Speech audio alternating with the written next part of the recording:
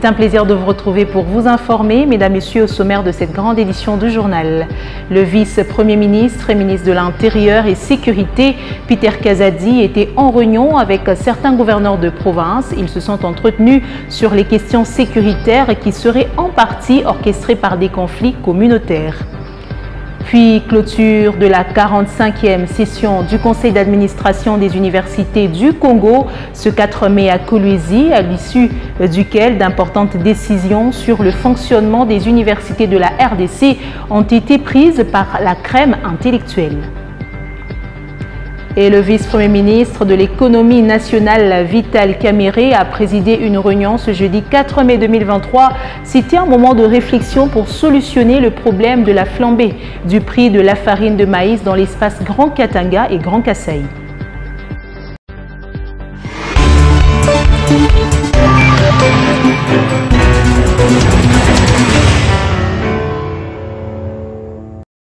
À présent, le développement. Mesdames, Messieurs, vous êtes les bienvenus. Des questions sécuritaires étaient au menu de la rencontre entre le vice-premier ministre, ministre de l'Intérieur et Sécurité et certains gouverneurs de province. Ces derniers ont obtenu auprès du patron de la territoriale de nouvelles orientations pour lutter contre l'insécurité dans leur province qui serait en partie orchestrée par des conflits communautaires. Déterminé à assurer la protection à tous les Congolais et de leurs biens, Peter Kazadi s'engage à résoudre ces problèmes qui s'observent dans certains coins du pays. Suivez. La situation sécuritaire dans quelques provinces du pays au menu des entretiens entre le gouverneur concerné et les vice-ministres, ministres de l'Intérieur et de la Sécurité. Peter Kazadi a promis son engagement pour mettre fin au conflit entre Mbolé et l'Angola à Kisangani dans la province de la Chopo après le tableau lui peint par la gouverneure Madeleine Nikomba. Pour régler ces différends, le patron de la territoriale a annoncé sa prochaine descente. Il y a d'abord l'intervention de la police et puis nous passerons par les dialogues et l'autorité nous a rassuré de son déplacement vers Kisangani pour aussi venir renforcer l'autorité de l'État dans cette partie. À leur tour, les députés de la Chopo sont venus présenter la même situation au patron de la territoriale. Il faudrait que le gouvernement puisse envoyer une équipe sur le terrain qui sera composé des députés nationaux, des experts du ministère de l'Intérieur, et pourquoi pas même du ministre lui-même, le VPM, et aussi les experts de la police et de l'armée, pour que nous allions procéder à la sensibilisation de la population, et surtout aux protagonistes qui sont sur le terrain, pour ramener la paix à Kisangani. Christophe Bassiana Nanga a proposé que sa province serve des bases sécuritaires pour l'Ituri, placé sous état de siège. Lui-même avait déjà, je crois, des topos de toutes les provinces et qu'il a estimé que dans les Hautes, ça valait encore mieux qu'ailleurs, mais ce n'était pas suffisant. Et il a promis aussi de nous accompagner, d'être notre interlocuteur auprès du chef de l'État, de façon que, si les plans sécuritaires, en tout cas, que l'œil soit bien attentif sur la province. Quant au conflit coutumier, annoncé dans le Haut-Lomami, sa gouverneure a sollicité l'implication du vice-premier ministre, ministre de l'Intérieur et de la Sécurité. Nous avions parlé plus de la sécurité de la province, à ce qui concerne le conflit coutumier, à ce qui concerne la police lui-même pour la dotation de la logistique. Nous sommes rassurés que d'ici peu, c'est un problème qui est généralisé et ça sera résolu pour toutes les provinces. Et l'excellence a été d'une oreille attentive. Nous espérons que tout va se résoudre d'ici peu. Isabelle Yumba soutient que ces conflits contribuent à l'insécurité dans sa juridiction. La colère monte dans les régies financières où les fonctionnaires dénoncent le retard pris par le gouvernement pour le versement de la rétrocession et les primes de la plus-value réalisées les 2 dernières années. Dans une déclaration rendue publique jeudi, le président de l'intersyndicale de l'administration publique annonce la tenue d'une assemblée générale dès la semaine prochaine pour décider de la suite à donner à cette situation si le ministère des Finances ne tient pas à honorer ses engagements. Suivez Fidèle Kiyanga, président de l'INA, à la caméra et au micro de Félix Matoudi. Il y a 1 mois et demi, les agents des régies financières ont réclamé le paiement régulier de leur rétrocession. Les paiements pour la DGI et la DGRAD de leur plus-value, qui est un droit contenu dans un arrêté signé par le ministre des Finances. Et la plus-value dont nous devrions nous rencontrer pour réconcilier les chiffres n'a jamais été payée jusque maintenant. Le ministre a préféré payer une prime spéciale. Devant cette situation, l'intersyndicale des régies financières prend à témoin le président de la République, le premier ministre, le vice-premier ministre et ministre de la fonction publique. Ces rapports que nous devons faire aux agents, nous les ferons mardi, le 9 mai 2023 à 10 h devant le cabinet du ministre des Finances. Parce que au Nord Kivu, les autorités provinciales ont officiellement reçu ce 5 mai l'invitation pour la participation au rendez-vous des fiertés nationales prévu à Kolwezi, chef-lieu de la province du Lualaba. Selon le chef de division provinciale de la jeunesse du Nord Kivu, la délégation de cette province sera conduite par le vice-gouverneur, le commissaire divisionnaire Romy Ekouka, suivi Guy Kibirandole, chef de la division provinciale de la jeunesse Nord Kivu, au sortir de la réunion avec l'autorité provinciale. Eh bien, je suis venu voir l'autorité provinciale et nous sommes heureux d'être reçus par le vice-gouverneur qui, vous le savez, a été désigné par le comité organisateur du forum de la fierté nationale qui aurait pu avoir lieu à Goma mais qui venait d'être délocalisé à Lualaba. Et l'autorité venait de recevoir de notre main l'invitation officielle, les programmes, ainsi que toutes les modalités pratiques de voyage. C'est pour cette raison que je suis venu accompagné par le président du conseil provincial qui va faire les déplacements avec nous. Et derrière lui, d'autres leaders des jeunes qui feront les déplacements de Lualaba pour marquer la participation de la jeunesse du Nord Kivu, une jeunesse sous l'état de siège, mais qui se bat pour survivre en appuyant l'autorité militaire. Je parle ici des autorités sous l'état de siège, dont à la tête Ndima Kongma Constant, qui autorise ces déplacements et qui a déjà signé nos ordres de mission. C'est ici pour moi le motif de fierté et de gratitude que je voudrais lui exprimer, et en nous accordant les déplacements avec le vice-gouverneur qui est un grand académicien, un grand orateur qui va devoir faire le réarmement moral de la jeunesse congolaise qui sera réunie à Lualaba. C'est aussi ici l'occasion de saluer la flexibilité, je l'ai dit toujours, de son Excellence Madame Fifi Masuka, qui a accepté de recevoir ses assises, de recevoir donc les jeunes de tous les pays, ainsi que de grandes personnalités telles que le vice-gouverneur militaire du Nord Kivu. Dans cette même partie du pays, au total 2436 élèves issus des zones occupées par les terroristes du M23 dans une partie du territoire de Massissi passeront leurs épreuves hors session d'examen d'État dans la cité de Saké. L'information a été livrée par Priska Kamala, coordonnatrice des experts du conseiller spécial du gouverneur militaire en charge de l'éducation, à la suite d'une descente effectuée ce jeudi dans certains centres de Saké. Ces propos sont dans cet extrait choisi pour vous par notre correspondant Patrick Essialoua. Oui, jusqu'à présent, nous avons 2436 élèves qui viendront de Mweso, donc les centres de Mweso 1, de Mweso 2, de Kichanga, de Butare, de Nyakariba, de Burungu et de Muheto. Mais il y aura une réunion encore demain qu'on va tenir ici à Saké avec les chefs d'établissement qui pourront nous donner les données exactes. Est-ce que ces élèves sont encore dans ces lieux-là occupés par les M23 ou bien ces élèves sont dans les sites de déplacés? Donc on aura toutes ces données demain après la réunion qu'on va tenir avec les chefs d'établissement Et puis là, on saura aussi les nombres de déperditions, mais nous pensons que nous allons retrouver tous ces élèves parce que nos équipes vont se mettre au service, au travail pour retrouver ces enfants et les localiser, qu'ils soient dans les camps des déplacés, qu'ils soient dans les milieux occupés par l'M23. On va faire appel à eux pour qu'ils viennent passer l'examen d'État avec les autres qui débutera le lundi. À Kananga, remise ce jeudi de 24 motos marque Honda au sous-provède des provinces éducationnelles Kasaï Central 1 et 2.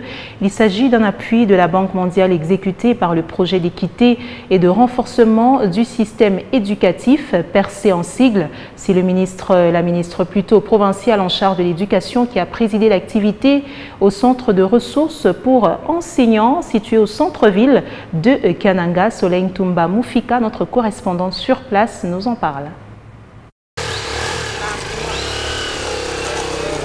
Ces engins, 24 au total, sont une dotation de la Banque mondiale à travers le projet d'équité des renforcements du système éducatif, PERS en sigle, qui serviront à faciliter le déplacement des sous-provèdes des provinces éducationnelles Kasaï Central 1 et 2. Le directeur provincial de l'EPSTA d'intérim circonscrit ainsi ces projets. La dotation de ces 24 motos, 12 pour Kasaï Central 1 et 12 pour Kasaï Central 2, entre dans le cadre de la stratégie sectorielle de l'éducation et de la formation, qui reste une boussole qui conduit notre système éducatif de 2016 à 2025. Un comité de suivi de cette dotation a été mis en place sous la responsabilité du ministère provincial de l'Éducation. Ilunga Idelbert, coordonnateur provincial de PERS Kasaï Central, parle de la mission de ce comité. Le comité provincial de suivi que va conduire Madame le ministre provincial continuera à œuvrer pour la consolidation de la gratuité de l'enseignement primaire. Sont membres de ce comité de suivi les PROVED, les IPP et les DIPROSEC, avec comme tâche principale le suivi des activités des équipes de mise en œuvre dans les différentes provinces éducationnelles. Marie-Jeanne Tudjumona-Munda, ministre provinciale en charge de l'éducation, qui a présidé cette activité, en veut une gestion rationnelle. Par la même occasion, avant de terminer mon propos, je recommande aux bénéficiaires de ces engins de les utiliser rationnellement en bon père de famille pour contribuer efficacement à l'amélioration de la qualité des apprentissages dans notre chère province. Il faut noter que c'est au centre des ressources pour enseignants que s'est déroulée cette activité. Parlant de la pénurie de la farine de maïs, le vice-premier ministre, ministre de l'économie, Vital Kamerhe, est arrivé à Lubumbashi ce jeudi 4 mai en fin d'après-midi. Dans sa suite, quelques membres du gouvernement central ainsi que le gouverneur de province, Jacques Kaboulakatoué. Cette délégation s'est rendue successivement en Afrique du Sud et en Zambie à la recherche des solutions afin de pallier la flambée du prix de la farine de maïs dans l'espace Grand Katanga et Grand Kasaï. À sa descente d'avion, Vital Kamerhe s'est dit satisfait de cette mission, même si beaucoup reste à faire. Je vous propose de le suivre au micro de notre correspondante Ida Chilou. La mission la plus importante, c'est celle qui va se passer ici au Katanga. À l'étranger, nous sommes allés seulement chercher une solution de dépannage pour fournir de la farine au Katanga, mais aussi des semences et des fertilisants, parce que nous estimons que la diversité dans la production, ou la diversification de la production, est le secret pour résoudre le problème, non seulement du Katanga, mais de l'ensemble du pays. La Zambie n'a pas beaucoup de terres plus que le Katanga. Mais c'est un paradoxe que nous allions chercher de la farine en Zambie. Donc nous allons étudier les causes qui font que les producteurs du Katanga ne produisent pas autant qu'il faut. Ils ne sont pas de mauvaise foi. Nous pensons que du côté de l'État, nous avons aussi des efforts à faire, des mesures d'allègement, par exemple. Mais la mission s'est bien passée de l'autre côté. Mais la mission la plus importante, c'est ici où nous allons parler avec les Katangais, les Congolais, pour résoudre nos problèmes congolais. Pour s'imprégner de la réalité de la vente de farine de maïs dans différents points de vente dans la ville de Kolwezi, Grace Kalang était sur le terrain ce vendredi. Aucune difficulté majeure n'est évoquée en dehors des longues files constatées face aux rumeurs qui affirment l'exigence d'une carte d'électeur comme l'une des conditions pour être servi. Rien de semblable n'est constaté sur le terrain. Les détails dans cet élément de reportage. La vente des farines de maïs du gouvernement provincial, disponibilisées dans différents points de vente, se porte bien. Ce vendredi, nous avons tourné notre caméra tout d'abord à la paroisse Bienheureuse à Noirité. À notre arrivée, nous avons trouvé un camion en train d'être déchargé. Sur place, tout se passe bien, nous confie un des responsables de ce point de vente. Une personne a au moins l'habilité d'un sac à défaut de 2 sacs. Que tu sois ministre, que tu sois politicien, que tu sois qui que ce soit, c'est 1 à 2, full stop. Sinon, il n'y a pas assez de difficultés graves. Nous comptons sur la présence physique pour vous servir, pas sur les cartes. Plus loin, nous retrouvons la paroisse Saint-Charles-Luanga à la cité d'Your. Ici, visiblement, les stocks est limité. Au lieu des 2, un seul sac est servi, d'où plusieurs plaintes. La situation est violente, très même, et là, on avait appelé le ministère de l'Intérieur qui est venu nous aider avec des policiers. Si vous allez constater là dehors qu'il y a des policiers. Hier encore, la population nous avait encore agressé. Donc la population est tellement violente. Bon, on ne sait pas, c'est la farine, c'est normal. Et aujourd'hui, on était resté avec 200 et quelques. On attend que la minoterie puisse nous ravitailler. On a déjà appelé. On nous a dit que la voiture est en cours, on viendra nous ravitailler d'ici peu. Quand nous on vend que 2 sacs par personne. C'est ce qu'on nous a dit de vendre. S'ils arrivent dehors et qu'ils vendent ça aux commerçants, là ça ne nous regarde pas. À cela s'ajoutent les personnes de 3e âge qui plaident pour une mesure de faveur à leur endroit avant de remercier l'autorité provinciale. Nous sommes déjà vieilles. Vous vous imaginez avec mon âge, je ne fais que venir ici sans être servi. Et il y a même ceux qui prennent 6 sacs. Est-ce que ce n'est pas possible de privilégier les personnes âgées?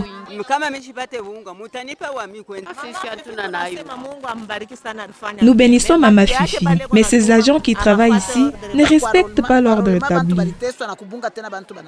Ces constats interviennent 48 heures après une visite d'inspection qu'a effectué le commissaire Paulin Kalao, qui assume l'intérim de la commissaire de l'économie empêchée. Autre chose dans l'actualité, la 45e session du Conseil d'administration des universités de Congo s'est clôturée ce 4 mai à Kolwezi. Après 48 heures de travaux, les scientifiques ont pris d'importantes décisions sur le fonctionnement des universités du pays. Léopold Kingu pour les détails. Après l'ouverture des assises le 3 mai dernier, les travaux de la 45e session du Conseil d'administration des universités du Congo se sont clôturés ce 4 mai. Au début de cette deuxième et dernière journée de réflexion, le professeur ordinaire Gilbert Kishiba, recteur de l'université de Lubumbashi, a donné les grandes articulations de ce deuxième jour. La construction progressivement de cette réforme du système d'enseignement supérieur universitaire en RDC, ainsi que son redressement et sa requalification, et à force de chercher la qualité dans la recherche et l'enseignement. Au bout de réflexion, le professeur Apollinaire Chibaka, recteur de l'université de Mbujimai, annonce les grandes résolutions, dont la mutation de l'IFASIC en UNISIC. Par exemple, l'IFASIC plutôt l'institut facultaire de votre monde de communication qui va devenir une université, c'est l'option levée ici. Une autre grande décision, ce sont les nominations et promotions, professeurs émérites, professeurs ordinaires, professeurs associés, chefs de travaux et autres cadres de l'administration universitaire. Il y a des décisions qui concernent par exemple les étudiants qui reprennent la deuxième année de graduat parce qu'ils sont rattrapés par le LMD. Qu'est-ce qu'on fait avec eux? Dans son allocution de remerciement, le professeur Yvan Mungwe, recteur de l'université de Kolwezi, a promis de veiller au respect des résolutions à l'UNICOL. Je vous rassure de l'engagement que je prends dès à présent de veiller à ce que toutes les décisions prises en ces lieux puissent être suivies avec des effets.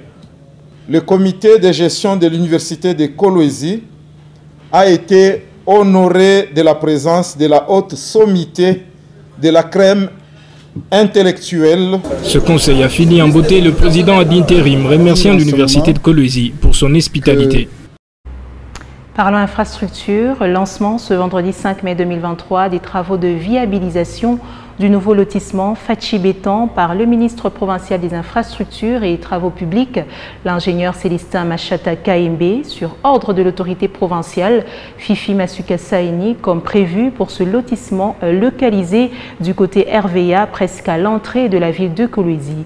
Pour ce faire, le patron des ITP en province promet de suivre de près ce vaste chantier confié à l'Office des voiries et drainages, qui à son tour sous-traite l'entreprise Champion pour exécution de ces 10 travaux qui consistent en premier lieu au traquage et ouverture des avenues ainsi que les routes. En suivra d'autres étapes, entre autres la construction générale de ces ouvrages tout en restant dans le délai prévu par le contrat. Les détails, c'est avec la cellule de communication du ministère des Infrastructures.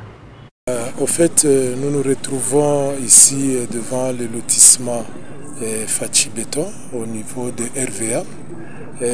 Comme l'avait annoncé l'autorité provinciale, Madame le gouverneur, qu'on devait arriver à viabiliser ces lotissements.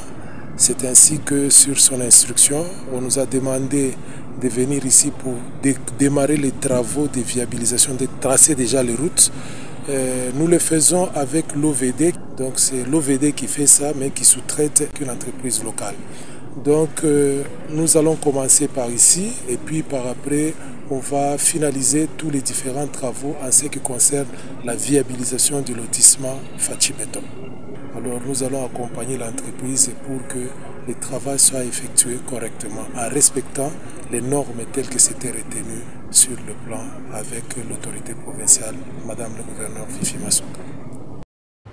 En prélude du rendez-vous des fiertés nationales, le directeur adjoint de la communication a été reçu en audience dans la matinée de ce vendredi 5 mai par l'évêque de Kolwezi, Richard Kazadi Kamba.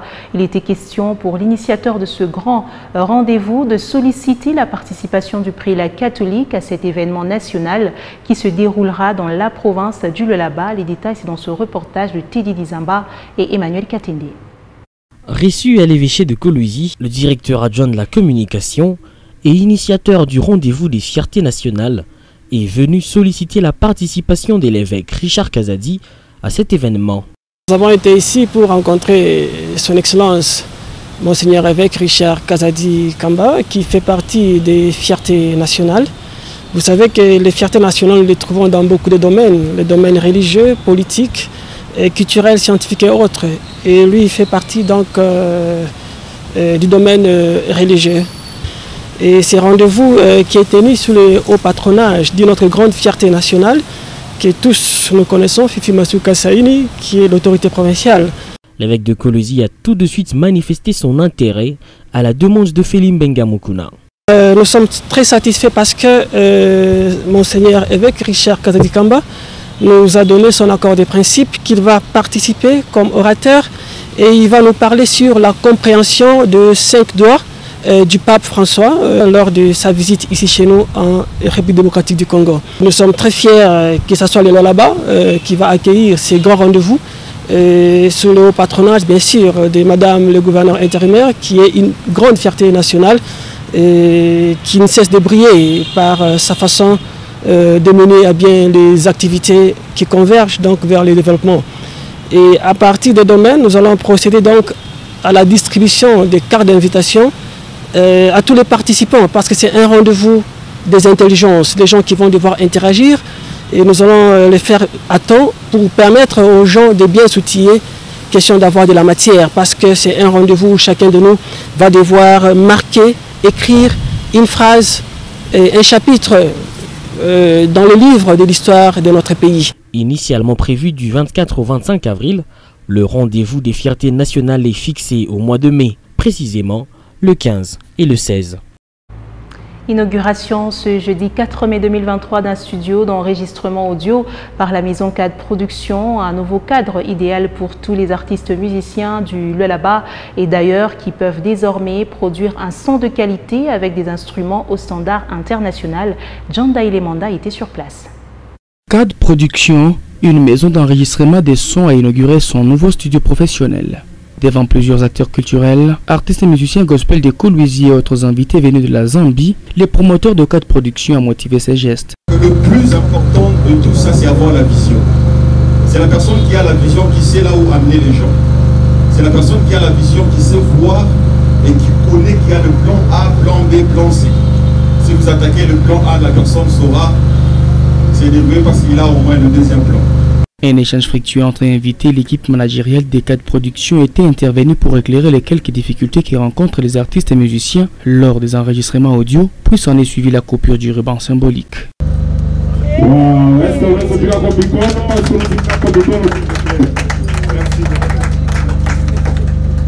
Voilà. Merci.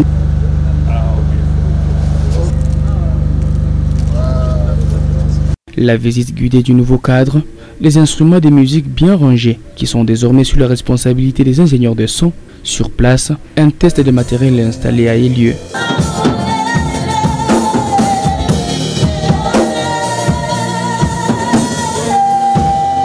Un moment opportun pour le promoteur de Quatre Productions de lancer un appel à tous les utilisateurs de garder cette maison de production en bon père des familles, chacun en ce qui le concerne. Je demanderai tout simplement aux musiciens gospel de venir et eux-mêmes ils vont découvrir.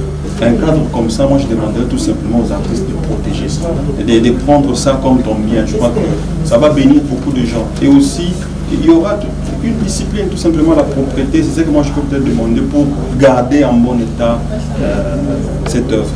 Quatre Productions est située sur l'avenue des Rails en diagonale de l'école Kamatete au quartier Mutoshi. Et cette dernière peut offrir à ses clients plusieurs services. Célébration ce 5 mai de la journée mondiale de l'hygiène des mains. À cette occasion, la rédaction de Mikuba Radio-Télévision a interrogé Marc Chimba, un biologiste qui est revenu sur l'importance des bonnes habitudes qui permettent de garder propres les mains. Il ne s'agit pas que d'une journée instituée, plus encore une occasion de sensibiliser les personnes à l'hygiène des mains. Pour Marc Chimba, il est très important de prendre soin de ses mains pour s'éviter des maladies et contaminations, surtout au vu de son métier. Ce qui est beaucoup plus recommandé, c'est d'avoir l'hygiène de main au quotidien, donc à tout moment. Et parlant de l'hygiène de main, nous traitons des échantillons, nous salivons le gin et aussi il y a des germes qui traînent sur la peau. Alors il y a plusieurs façons de le prendre et de se transmettre. On se contamine mutuellement lorsqu'on touche des histoires qui sont malsaines, qui sont malpropres. Et peut-être en se grattant, en touchant les yeux, on peut s'infecter au travers les yeux, on peut s'infecter au travers le nez, donc dans les narines, et aussi avoir peut-être des problèmes de voie respiratoire. Le lavage des mains et l'usage des gels désinfectants sont là les moyens utilisés parmi tant d'autres pour entretenir les mains, renchérit ce biologiste. C'est par ici que prend fin cette grande édition du journal sur Mikuba Télévision. Merci de votre attention soutenue. Au revoir.